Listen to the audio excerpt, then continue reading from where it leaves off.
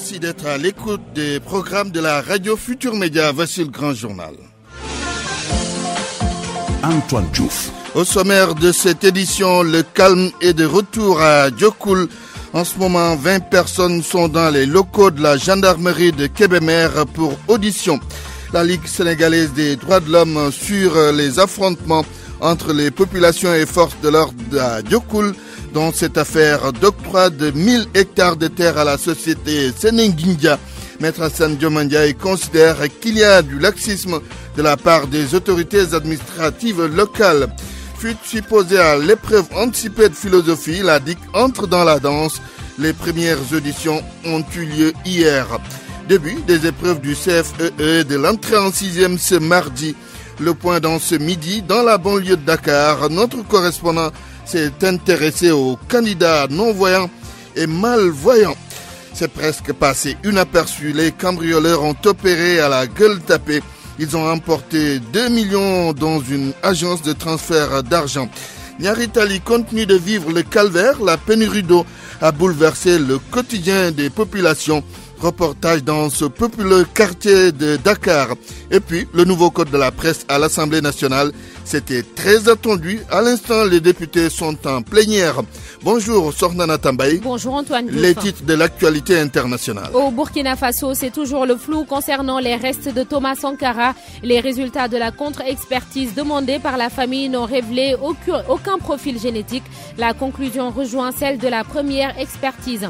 Environ 48 heures après l'attentat d'un campement à Bamako, un mouvement revendique l'acte. Il s'agit du groupe de soutien à l'islam et aux musulmans dirigé par Iyad Akrali. Et puis en Guinée-Bissau, Faure Gnassingbé a été désigné comme nouveau médiateur dans la crise politique. Les titres de l'actualité sportive. Malal Junior Diagne, bonjour. Bonjour Antoine. Afrobasket 2017, le sélectionneur national des Lions dévoile son plan de préparation. Moustapha Gueye a fait appel à 22 joueuses pour 45 jours de préparation. Déprogrammation de la belle entre Saint-Louis Basket Club et Dakar Université Club, match comptant pour les playoffs du championnat national. Les responsables du club de la vieille ville ruent dans les brancards et accusent la fédération de favoritisme en faveur du Duc. La chronique de Papa Sambakan. Agression et cambriolage en plein jour à Dakar. Comment faire face à cette insécurité dans la capitale? Point de vue vers 12h30. Bienvenue à toutes et à tous.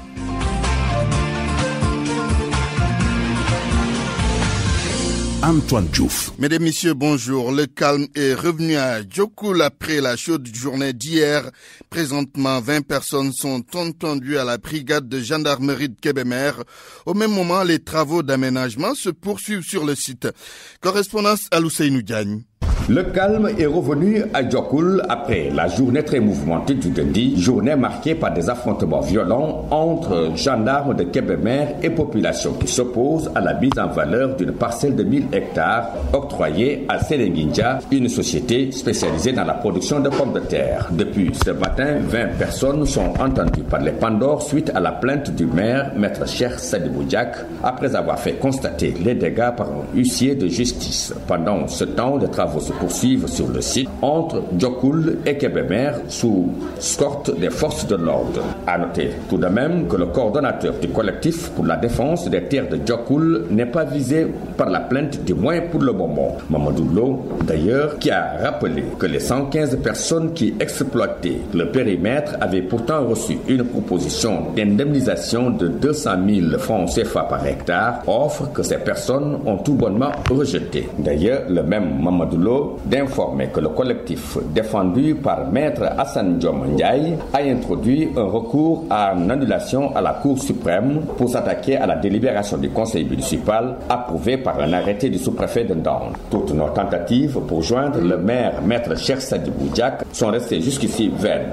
Louga, Al-Ousseynou Diagne, RFM. Al-Ousseynou, les affrontements entre populations de Diokoul et forces de l'ordre font réagir le président de la Ligue sénégalaise des droits de l'homme, Maître Hassan Diomandiaï, qui évoque cette affaire d'octroi de 1000 hectares de terre à la société Senenguindia, parle de laxisme des autorités administratives locales qui, selon lui, ont foulé aux pieds la décision de la Cour suprême. Maître Hassan Diomandiaï est avec Daouda Diouf. C'est une affaire dans laquelle nous avons été sollicités pour une assistance judiciaire. À l'époque, on a octroyé 1000 hectares à une société et les populations avaient estimé que ce sont leurs terres qui leur servaient de culture et que cette superficie était énorme. On a fait un recours en annulation et parallèlement, on avait saisi la Cour suprême au fait d'un sursis à l'exécution de cette décision administrative, de cette délibération, et la Cour suprême a accédé à cette demande de sursis. Maintenant, on ne comprend pas que cette affaire puisse dégénérer. Pourquoi ce forcing? Pourquoi on ne donne pas de force aux décisions de la Cour suprême? Et c'est ce qui est inquiétant dans cette affaire. Et de façon générale, que les décisions de justice soient foulées aux pieds. Il y a eu déjà une première décision de la Cour suprême au niveau de Pikine, de Thiaroye-Kao. Et là, c'est une décision de sursis et les autorités administratives passent outre et disent à la société, venez prendre vos terres alors que le recours n'est pas encore jugé. Et il y a un sursis à l'exécution de la délibération qui a été signifiée à toutes les parties. Je pense qu'on est en train de créer une violence inutile. On est en train de perturber l'ordre public alors que force doit rester à la loi. Je crois que les autorités doivent réagir et qu'on respecte la décision de la Cour suprême, qu'on attende la décision sur l'annulation. Et après, si le recours des populations est rejeté, il n'y a pas de problème. Mais on ne peut pas ignorer cette décision de sursis prise par la Cour suprême et signifiée acquis de droit. 12h06, vous suivez le grand journal. Sur RFM au moins, on a des informations sûres et utiles. RFM, la radio de toute l'actualité. Information RFM, le président de l'association des professeurs de philosophie auditionné par la division des investigations criminelles hier, c'est relatif à l'affaire de la fuite présumée à l'épreuve anticipée de philosophie. Le ministère de l'enseignement supérieur avait déposé une plainte il y a quelques jours. El Hadj Ndiogoudien. La machine judiciaire est en branle dans l'affaire de la supposée fuite à l'épreuve anticipée de philosophie. Des heures durant, les enquêteurs de la division des investigations criminelles ont auditionné hier après-midi le président de l'association des professeurs de philosophie du Sénégal. Selon nos informations, cet enseignant en service au lycée des Parcelles Assainies n'a quitté la DIC pour rentrer chez lui que tard dans la soirée et il n'est pas exclu que d'autres professeurs de philo défilent devant les enquêteurs dans les prochains jours. L'ouverture de cette procédure judiciaire fait suite à la plainte contre X déposée par le ministère de l'enseignement supérieur pour diffusion de fausses nouvelles. Cela après des allégations de fuite sur le sujet 1 de philosophie proposé aux candidats des séries L. Un sujet intitulé comme suit: la connaissance conduit-elle nécessairement à la liberté? Certains professeurs persistent et signent que des élèves avaient le sujet et l'avaient partagé par SMS via le réseau social WhatsApp. Et en croire toujours ces enseignants confortés par des responsables syndicaux, des élèves avaient même donné le sujet à le professeur ou étaient partis chez eux pour qu'il le leur explique ou le traite pour eux. Mais toutes ces allégations sont battues en brèche du côté des organisateurs de l'examen. Le directeur de l'office du bac et le ministre de l'enseignement supérieur restent formels et soutiennent que cette fuite n'est pas prouvée. Ce que les responsables de syndicats d'enseignants comme le SAEMS et le QSEMS ne veulent pas du tout entendre ni croire. Pour eux, les autorités cherchent simplement à noyer le poisson et ils déclarent qu'ils n'accepteront pas que leurs camarades soient intimidés. Tout compte fait, cette supposée fuite à l'anticipé de philo tenue le 7 juin dernier est donc loin de connaître son épilogue. El Hadj Ndiogoudien, vous nous amenez à parler des épreuves du CFEE de l'entrée en 6e qui ont débuté ce matin. Nous avons effectué un tour dans quelques centres de Dakar, mais aucun couac n'a été signalé, sinon de rares absences de candidats. Adamaba, ce sera lors de nos prochaines éditions. Les candidats non-voyants et malvoyants sont en train de subir les épreuves du CFEE de l'entrée en 6e et de l'entrée en 6e, Particularité pour eux, on leur accorde plus de temps pour traiter les sujets. Reportage dans un centre de la banlieue dakaroise, Salif Sow.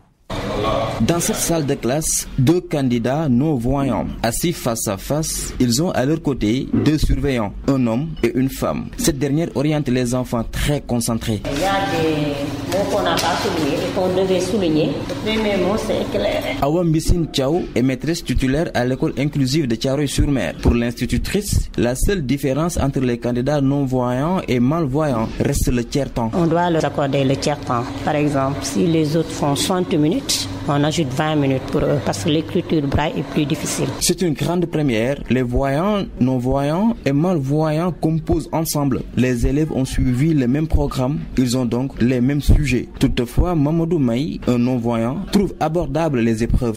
C'est pas difficile. C'est quelle matière? C'est ressources et compétences en langue et communication. C'est bien, je suis très content. L'apprenant est en fin de cycle. Les portes du collège lui seront grandement ouvertes en cas de réussite, rassure le point focal pour l'éducation inclusive ici, Cheikh Tidiansi, inspecteur de l'enseignement élémentaire. Nous avons choisi un collège, c'est Pékin Est. Nous sommes en train de voir comment, après leur admission, le collège les accueillera avec maintenant une formation préalable des enseignants, des élèves. Ils sont une quinzaine de candidats non-voyants et malvoyants au CFE cette année sur l'étendue du territoire national. Les tests se poursuivent jusqu'à demain mercredi. Les résultats sont attendus fin juillet, début août. Salif Sow, Guédiawaye, Radio Futur Média. Nous revenons finalement sur le reportage d'Adama Anouchkaba. Elle nous parle des épreuves du CFEE de l'entrée en 6e. Elle a fait le tour de quelques centres, pas de quoi qu'à signaler.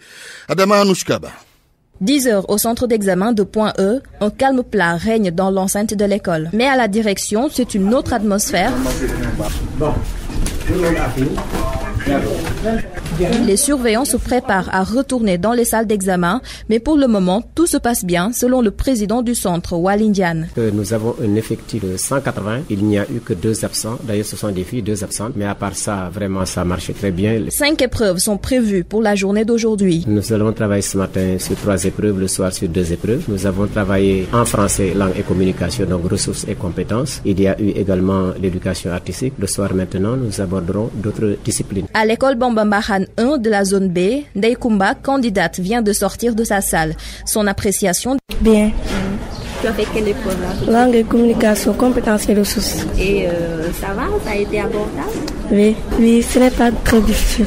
Là-bas également, tout se déroule bien, nous dit le président Ibrahima Dia. Tous les candidats en fait ont répondu présent à l'appel. On a enregistré que 2 absents, un garçon et une fille. Il y a 162 candidats. Il est prévu 5 épreuves, épreuves de ressources et de compétences. Ça s'est déjà passé. Il y a en fait l'éducation artistique et le soir maintenant, à partir de 15h, il y a en fait découverte du monde, ressources et compétences. L'examen de l'entrée en 6e et du CFE se déroule sur 2 jours. Dans les différents centres, des forces de l'ordre ont été déployées pour veiller au bon déroulement. 12h11. RFM. La radio de toute l'actualité. La radio de toute l'actualité. Antoine Diouf. C'est passé presque inaperçu. L'attaque d'une agence de transfert d'argent à la rue 67, angle 64 de la Gueule-Tapée. Attaque hier en plein jour. Les malfaiteurs ont violenté le vigile et la dame trouvés sur place. Ils ont emporté de l'argent. Georges Detediop. Confortablement sur une chaise, un œil très vigilant sur l'agence de transfert d'argent. Ses horaires ont changé. Il est obligé d'assurer la garde jusqu'à 11h. La raison, l'agence a reçu la visite de malfaiteurs en plein jour. 9h, Notre interlocuteur, sous le couvert de l'anonymat, n'était pas de service. Mais il raconte. À mon arrivée, la dame m'a dit qu'ils avaient des armes et c'est avec le crosse de leurs armes qu'ils ont mis KO le vigile avant de le ligoter. Ce dernier a été évacué à l'hôpital parce qu'il a été blessé. Après, elle a dit que ces bandits sont entrés à l'intérieur, ils l'ont tenu en respect et lui ont demandé de leur donner de l'argent. Elle a vidé la caisse, il y avait à peu près 2 millions. Ils lui ont demandé de chercher à nouveau. Elle leur a dit que s'ils veulent, ils peuvent le tuer, mais il n'y avait que ça.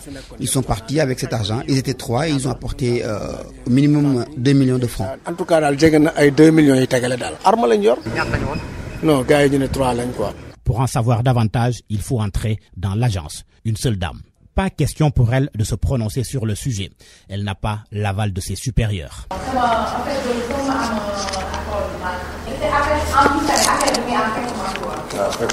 Dehors, l'agent de sécurité a le soutien moral du voisinage. Et cela ne l'empêche pas de réclamer plus de sécurité de la part des autorités.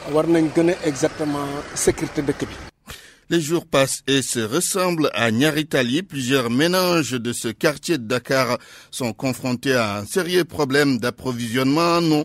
Une situation qui a complètement bouleversé le quotidien des mères de famille. Ménage, linge, cuisine, tout est réorganisé. Un reportage signé Anna Rocha. Les fontaines publiques, c'est ce qui marche le mieux actuellement à Nyaritali. Bassines, bouteilles, bidons, tous les récipients sont bons pourvus d'avoir de l'eau. Kodugei a la chance d'habiter une maison située sur une descente.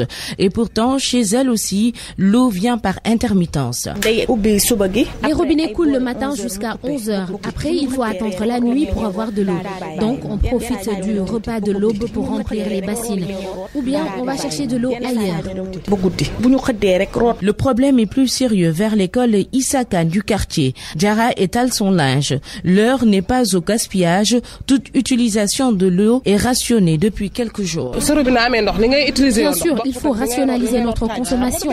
On n'utilise pas les mêmes quantités que lorsqu'il y a de l'eau courante. C'est très désagréable, vous savez. L'une de ses voisines, qui habite aussi dans une cour commune, confie qu'elle a commencé à espacer ses jours de linge. Ah oui, maintenant le linge, c'est pas tout le temps. Hein. Maintenant, on le fait une fois par semaine. C'est compliqué parce que l'eau, on en a besoin tout le temps. Nyaritali n'est pas le seul quartier de Dakar qui souffre de ce manque d'eau.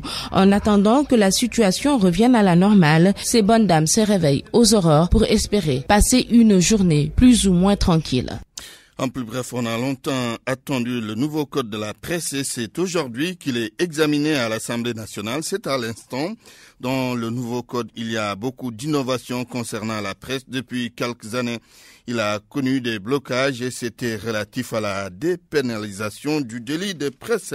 Retour sur l'inauguration de l'Institut de recherche en santé et surveillance épidémiologique et de formation de Diamniadio. Cet institut a pour mission de lutter contre les maladies épidémiologiques comme Ebola, entre autres. Isidore Alexandre Sen. Le ruban coupé, la plaque dévoilée, deux actes qui consacrent à l'ouverture officielle de l'Institut de recherche en santé, de surveillance épidémiologique et de formation, la vocation de l'IRSF combler le gap en matière de recherche sur certaines maladies. Professeur Souleymane Mboup, directeur de l'Institut. C'est le président de la République, bienvenue. En initiant ce projet, en continuation logique de notre carrière universitaire, notre ambition ne fut rien d'autre que de participer à combler un déficit, c'est-à-dire la nécessité de mettre en place une plateforme d'excellence pour la pratique et l'enseignement de la recherche en santé en Afrique. 4 pôles d'activité sont privilégiés: la formation, la surveillance des maladies, la recherche et le diagnostic. L'IRSF va mobiliser 9 milliards de francs CFA, plus de 6 déjà utilisés. Le gouvernement sénégalais s'engage à compléter les 3 milliards de francs CFA restants, selon le chef de l'État Macky Sall. L'État du Sénégal prendra entièrement en charge le reste du financement, soit 3 milliards à compter de la prochaine loi de finances, donc à partir du prochain budget. Très touché et dans le souci d'encourager la recherche, le président Macky Sall a fait de Souleymane Mboup un grand officier de l'Ordre national du Lion. J'ai tenu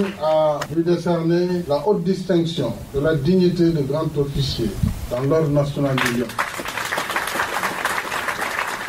À en croire le professeur Souleymane Mboup, 122 emplois sont déjà créés pour le démarrage de l'Institut et d'ici à 5 ans, ceci devrait tripler. Isidore Alexandre Sen Diamniadio, RFM.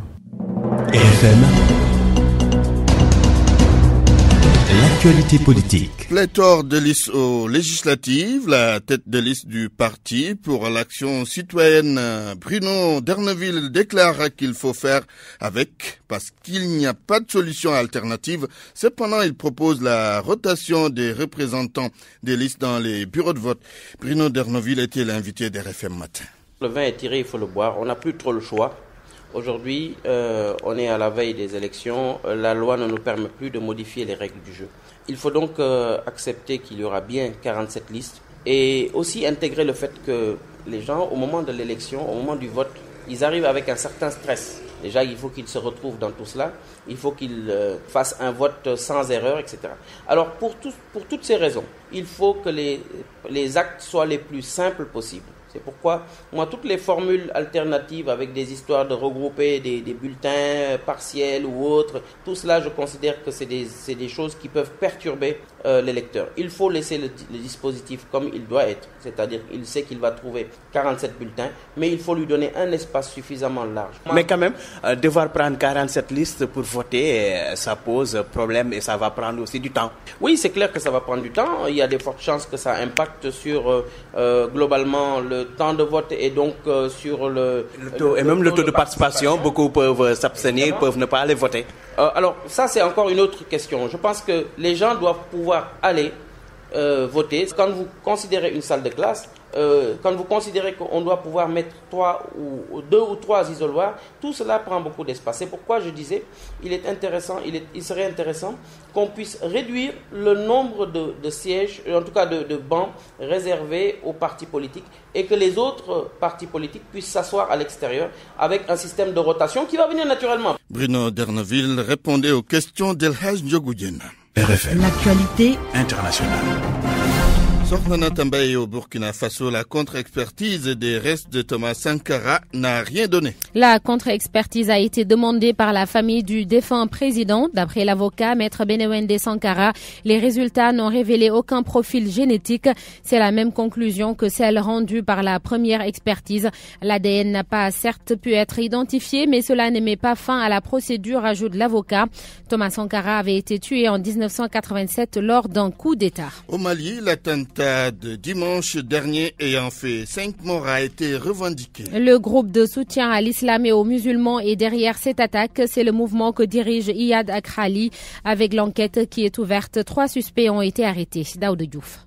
Cette organisation djihadiste dont la création a été annoncée en mars dernier et dirigée par Iyad Agabi, le chef d'Ansar-Din, a fait entendre qu'elle était responsable de l'attaque de Kolodj. C'est site touristique recevant donc beaucoup d'étrangers qui a fait état de 5 personnes tuées, dont 3 civils et 2 militaires. Sans oublier les 4 assaillants et les 3 suspects arrêtés. Dans ce communiqué, le groupe de soutien à l'islam et aux musulmans affirme que les assaillants tués par les forces de sécurité sont au nombre de 3 et que tous appartenaient à l'ethnie Peul, un chiffre que conteste l'autorité malienne qui parle de 4 djihadistes. Il faut dire que l'attaque du campement touristique de Kangaba, près de Bamako, a enregistré la mort de 2 militaires, un soldat malien de la garde nationale et un militaire portugais, membre de la mission européenne de formation de l'armée malienne. Parmi les 3 civils tués, une malienne qui travaillait pour la délégation européenne au Mali, un ressortissant chinois et un Camerounais. En Guinée-Bissau, un nouveau médiateur a été désigné. Et c'est Faure Gnassingbé qui est chargé par les Nations Unies de résoudre la crise politique dans le pays ou au moins proposer des solutions aux différentes parties. Bissau Nouamankali. L'information a été donnée à la presse par le représentant spécial des Nations Unies en Guinée-Bissau, Modibo Touré, à sa sortie d'audience avec le président José Mario Vaz. Nous avons sollicité Faure Gnassingbé pour pouvoir apporter son soutien en matière de médiation dans la crise politique institutionnelle en Guinée-Bissau, a déclaré Modibo Touré. Faure Gnassingbé a été nommé président en exercice de la CEDEAO le 4 juin dernier à Monrovia, capitale de la Sierra Leone. On rappelle que le Conseil de sécurité des Nations Unies avait recommandé le 12 mai dernier au président bissau-guinéen José Mario Vaz la nomination d'un premier ministre en vertu des dispositions de l'accord de Conakry, a-t-on appris à Bissau de sources officielles.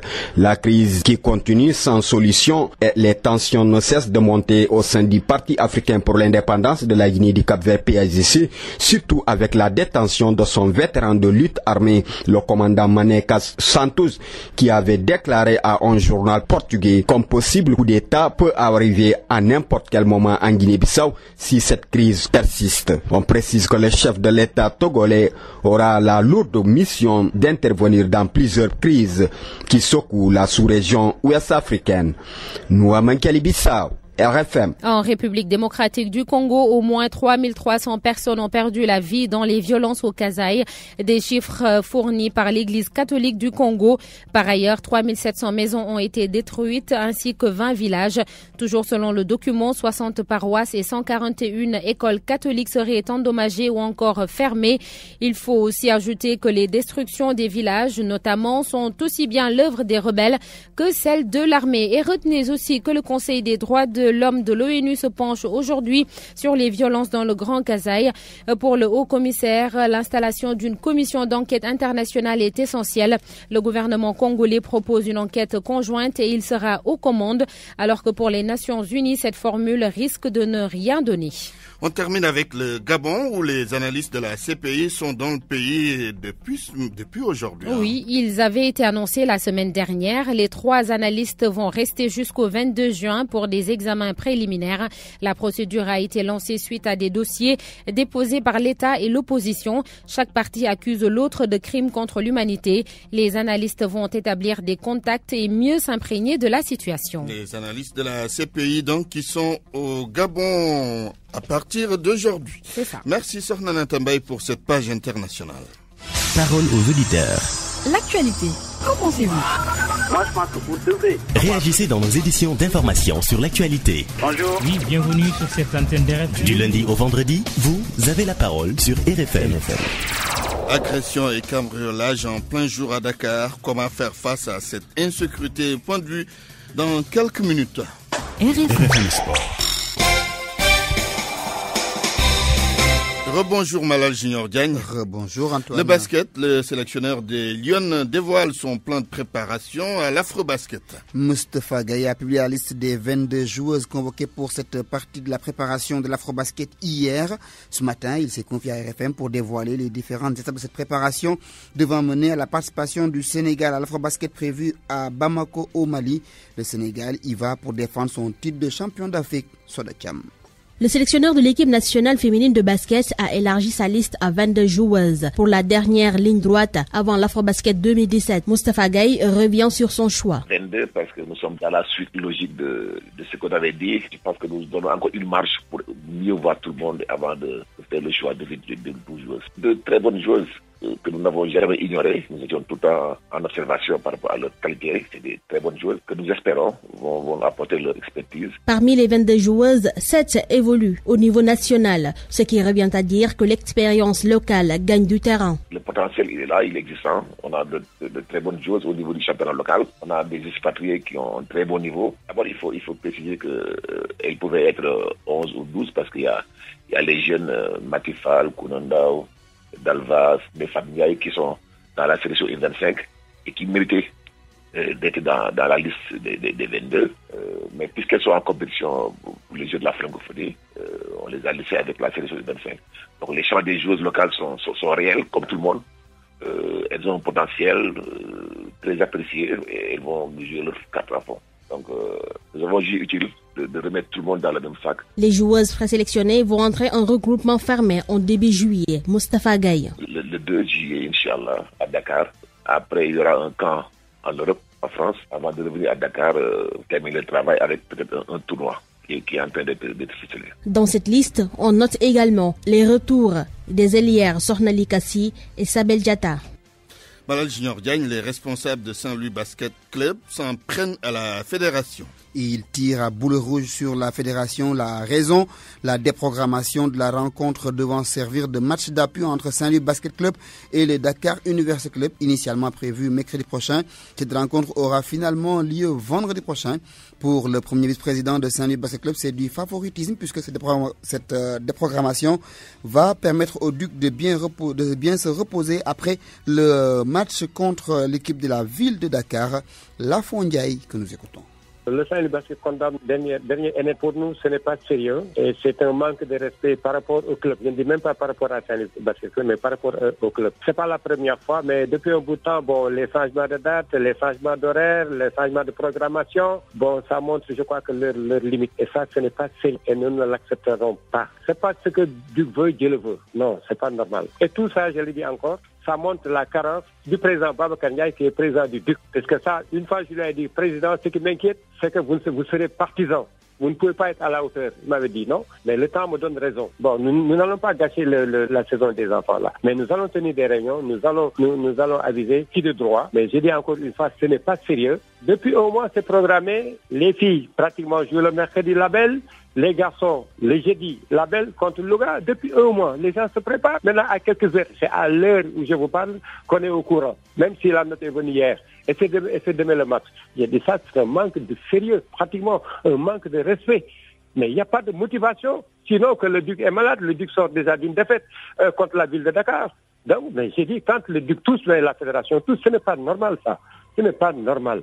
Il faut que les gens le disent, le dénoncent. Maintenant, le basket, c'est le Sénégal. Le basket, ce n'est pas le Duc. Mais dans ce basket, tout tourne autour du Duc. Tout tourne, la fédération tourne autour du Duc. Et ça, je le dénonce. Plus posé, plus calme, le président de la commission compétition Atoumane Gaye de la Fédération sénégalaise de basket a tenu à rétablir la vérité, à expliquer pourquoi cette rencontre a été déprogrammée. Atoumane Gaye.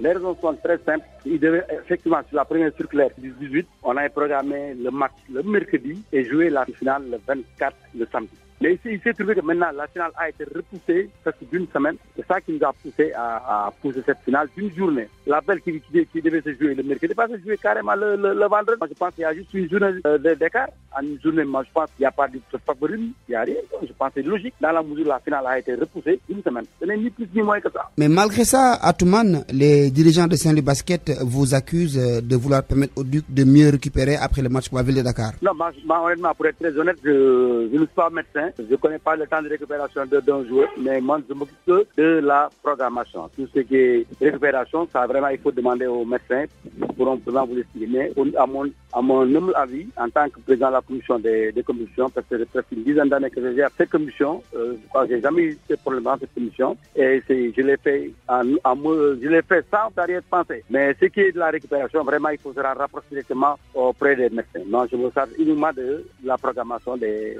rencontres. Le nouveau tableau des matchs d'appui de la fédération vendredi prochain, c'est chez les filles à Saint-Louis Basket Club contre Duc. Jeudi, chez les hommes, Saint-Louis Basket Club contre Louga Basket.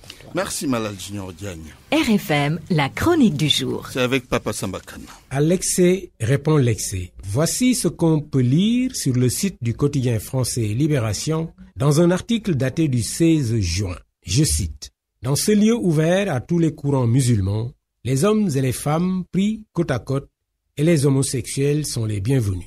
Il est question dans l'article de l'ouverture à Berlin, je cite encore, d'une mosquée progressiste qui brise les tabous de l'islam. Fin de citation. Ou, dans cette mixité programmée, la prière inaugurale sous une forte escorte policière, dit l'article, et fortement médiatisée bien évidemment, a été dirigée par une femme, une avocate turque à l'origine de l'initiative de cette mosquée bien singulière. Encouragée, comme on pouvait s'y attendre, par les autorités, la municipalité de Berlin a mis des locaux à disposition en attendant que ces réformateurs extrêmes de la religion musulmane, ils prévoient de critiquer, disent-ils dans leur prêche, le prophète Mohammed, trouvent l'argent devant permettre la construction prévue de leur propre mosquée. Et l'auteur de l'article, sans surprendre personne, de noter que la mosquée est déjà dans le collimateur des extrémistes musulmans. Bien sûr, une initiative comme celle de Berlin et d'autres qui lui ressemblent en Europe sont une mauvaise réponse à un vrai problème. L'intolérance religieuse agressive et violente ayant pour arme la terreur. Mais que peut-on reprocher à ces gens sans le reprocher à ceux qui les ont jetés dans le désarroi en les terrorisant par le feu et les voitures piégées? En braquant les gens par un extrémisme intolérant et violent, les intégristes musulmans, surtout ceux parmi eux ayant opté pour l'usage de la violence physique dans la propagation de la foi, auront suscité à travers le monde un genre de réplique excessive, elle aussi, soutenue par une certaine provocation non violente physiquement, mais où l'on voit sourdre une violence certes d'un autre genre, tout aussi ravageur pourtant. Elle partage avec la violence physique mortelle des terroristes cette funeste faculté bien connue d'engendrer la violence en réponse. Et de cet engrenage, bien sûr, personne ne sortira indemne. Les principales victimes collatérales en seront cependant ceux parmi les musulmans qui vivent leur religion avec discrétion, sans vouloir embarquer personne qui ne le voudrait pas dans leur foi, et en laissant les autres vivre la leur.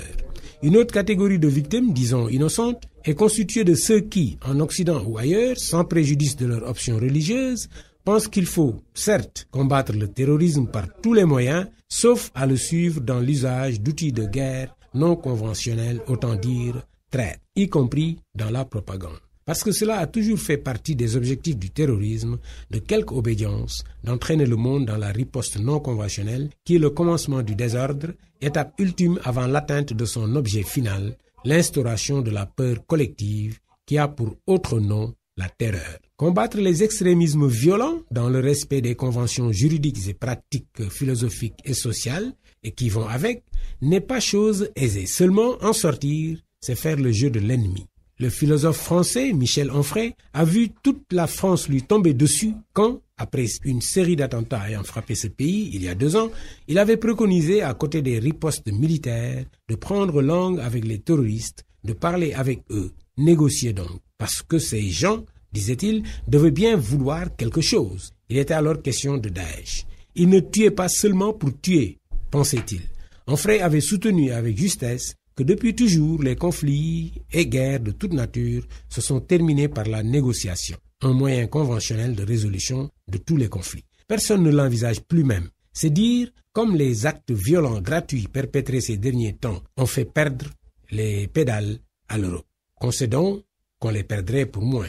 Mais croire qu'elle pourrait retrouver ses esprits en encourageant la création de mosquées progressistes dont les desseins provocateurs sautent aux yeux est pour l'Occident ou signe d'indigence intellectuelle inquiétante chez qui se pose comme le porte-étendard du monde libre ou marque du choix délibéré d'une confrontation qui intègre, si elle ne la provoque pas, une escalade grosse des plus lourds dangers pour le monde. Parce qu'en encourageant ce type d'initiative, les dirigeants occidentaux se coupent des musulmans modérés, en jettent les plus fragiles dans les bras des extrémistes et offrent à ces derniers motifs supplémentaires de propagande envers les jeunesses musulmanes d'Europe, déjà cheval de Troie du terrorisme fondamentaliste qui cause les pires dégâts par son imprévisibilité. Si le monde a pu se passer pendant 1400 ans de mosquées où l'on aurait des femmes pour imams dirigeant la prière devant des hommes, c'est qu'il pouvait bien continuer à s'en passer. Croire qu'on peut stopper ou ralentir l'influence du fondamentalisme en transformant les mosquées, et c'est valable pour les églises et tous les autres temples religieux,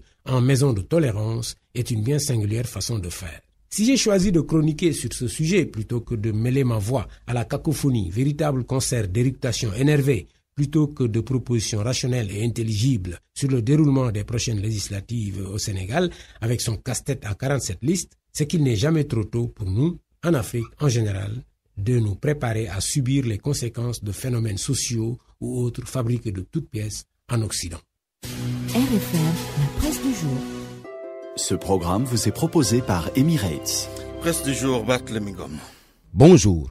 Khalifa Sall non encore condamné par Dame Justice, il peut bien être candidat aux prochaines élections législatives. Une assurance du garde des Sceaux. Sidiki Kaba valide l'éligibilité de Khalifa Sall, souligne à Sud Quotidien. Le ministre de la Justice à l'Assemblée nationale hier pour le vote de plusieurs projets de loi relatifs à la réforme de la justice a été saisi sur l'affaire Khalifa Sall par la députée Hélène Tine, souligne Sud. L'As Quotidien, qui reprend également le garde des Sceaux, renseigne que Khalifa Sall jouit de tous ses droits civiques et politiques. Une réponse à la préoccupation de Hélène Tine. Mais comme la parlementaire n'était pas totalement satisfaite, elle enchaîne avec une autre question, à savoir si le maire de Dakar, pas condamné donc, peut faire le tour du Sénégal pour battre campagne d'autant qu'il jouit de tous ses droits. Et sur cette question, Sidiki Kaba se tait, raconte l'As Quotidien. Nous restons avec l'As. Le journal revient sur le projet de loi portant création, organisation et fonctionnement de la justice et note que le Sénégal s'est enrichi de tribunaux de commerce et de chambres commerciales d'appel. L'Assemblée nationale donne forme à la réforme judiciaire de Macky Sall, notamment avec le statut des magistrats, renchérit Sud Quotidien. Entretien avec le secrétaire général d'AJ-PADS, le chemin de croix pour Macky. Un jeu de mots à la une de l'Observateur. Mamadou Diop de Croix dit tout à ma consort Kodou Badiane. Abdoulaye Wade, dit-il, réserve beaucoup de surprises pour la campagne. Nous nous opposerons à tout coup fourré électoral sans bulletin unique. On aura tout sauf une élection sérieuse, déclare de Croix. Entretien à lire à la page 5 de l'Observateur. Dans Vox Populi, il est également question des élections législatives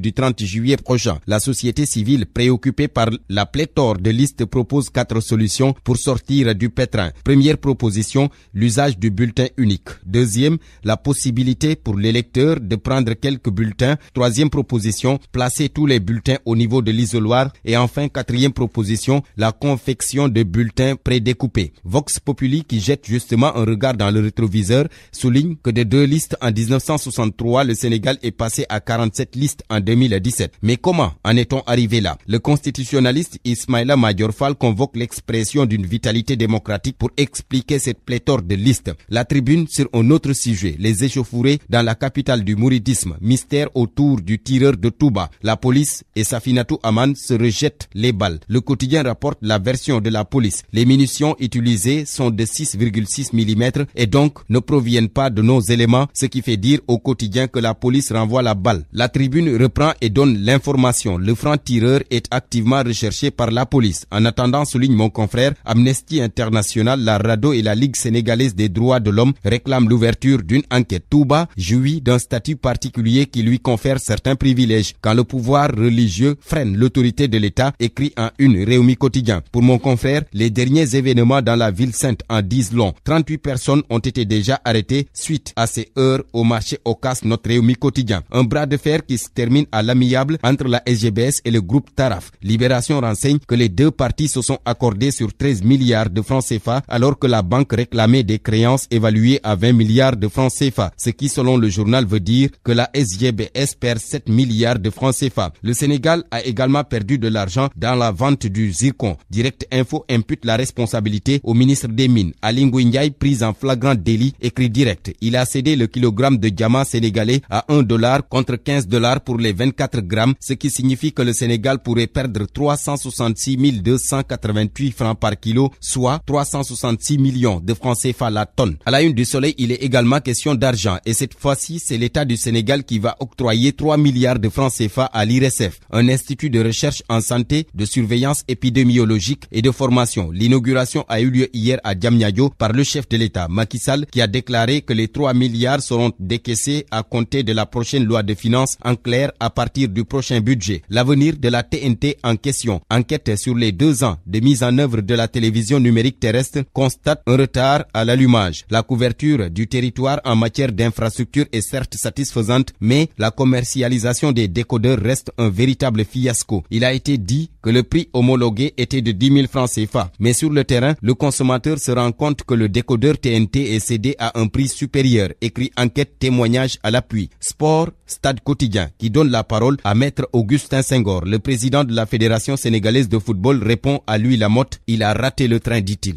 Bonne lecture. Ce programme vous a été proposé par Emirates.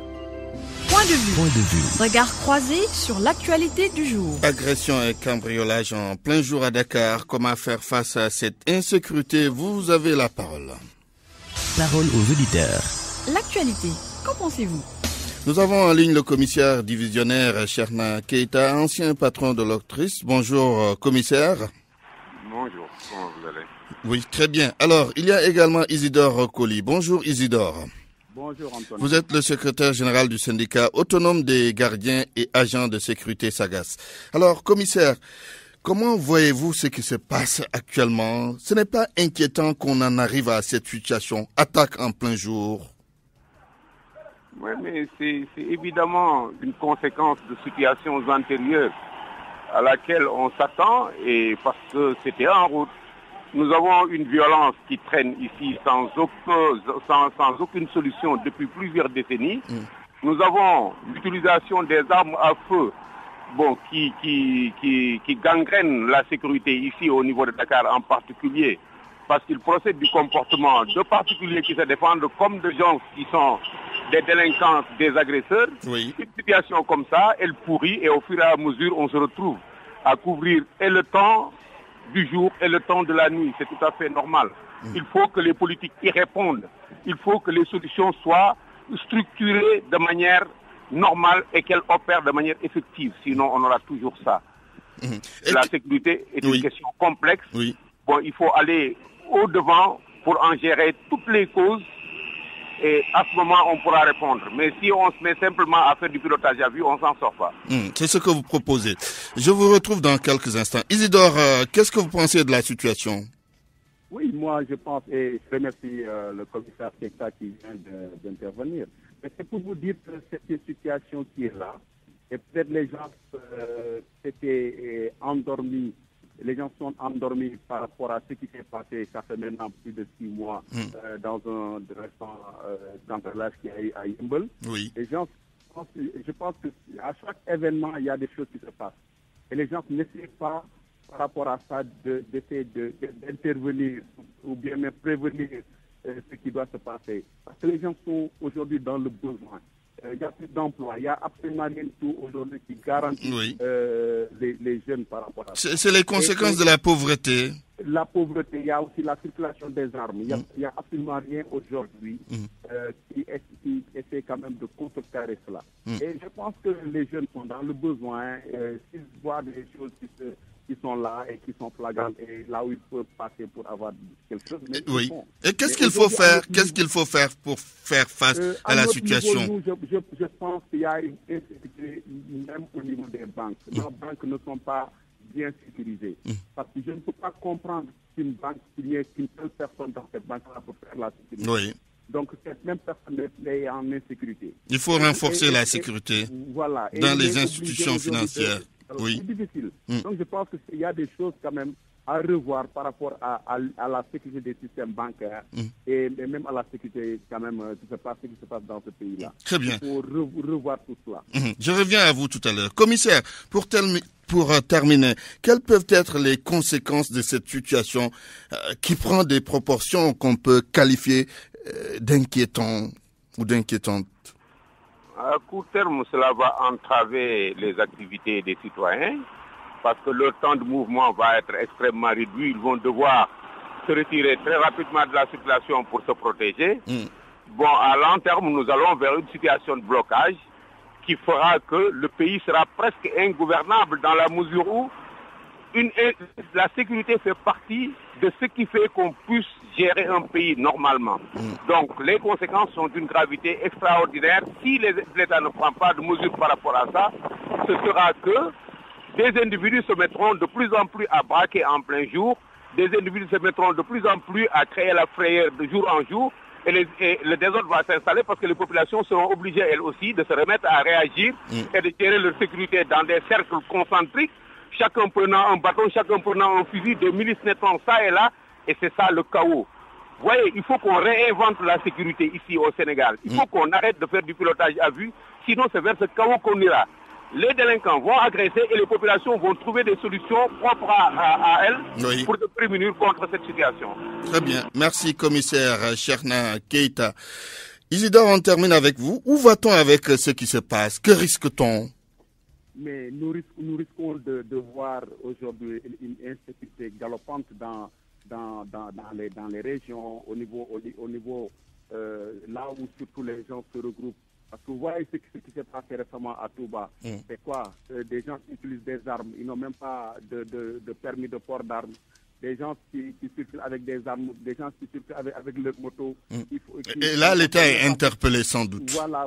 Je pense qu'il va falloir qu'il y ait une sécurité même au niveau. Mais je pense que pour avoir une bonne sécurité, il faut que les gens se retrouvent. Je pense que les experts comme les commissaires Keita, pourquoi ne pas utiliser ces gens-là et discuter pleinement en ce qui concerne la sécurité, que ce soit la sécurité portuaire, la sécurité aéroportuaire et autres, et la sécurité même des banques. Parce qu'aujourd'hui, c'est ça le problème. Les gens sont dans le besoin. Les gens veulent avoir coûte que coûte de l'argent. Et ils sont prêts à payer à n'importe quel prix cela pour gagner de l'argent. Je pense qu'il va falloir qu'on revoie tout cela. Très bien. Et ça, il faut qu'il y ait des gens qui décident et revoir. La politique aujourd'hui, pour la sécurité, vraiment est en faillite aujourd'hui dans ce pays-là. Merci. Je pense que les gens doivent revoir cela. Merci Isidore Colli, secrétaire général du syndicat autonome des gardiens et agents de sécurité Sagas. C'est fini pour Point de Vue. La météo avant de vous quitter, un ciel ensoleillé passagèrement nuageux sera noté sur une bonne partie du territoire où un temps stable y prédominera. Cependant, une instabilité va persister dans la zone de Kédougou où des orages et pluies se manifesteront progressivement durant cette nuit. Voici le rappel de quelques titres. Antoine Diouf. Le calme est de retour à Diokoul. En ce moment, 20 personnes sont dans les locaux de la gendarmerie de Kébémer pour audition. Fut supposé à l'épreuve anticipée de philosophie, la DIC entre dans la danse. Les premières auditions ont eu lieu hier. C'est presque passé inaperçu. Les cambrioleurs ont opéré à la gueule tapée. Ils ont emporté 2 millions dans une agence de transfert d'argent. Nyaritali continue de vivre le calvaire. La pénurie d'eau a bouleversé le quotidien des populations. Et puis le nouveau code de la presse à l'Assemblée nationale, c'est très attendu. À l'instant, les députés sont en plénière. Journal présenté par Antoine Diouf, à la technique Vincent Mamadou Diop. Réalisation El Haj Daouda Diouf et El Haj Diogoudjen. À la régie, il y avait Pape Oumar Diaw. À 13h, la grande édition à Wolof présentée par El Haj Hassan Gueye. Tout de suite, Yalgati Hibar. Excellent après-midi à tout à l'heure.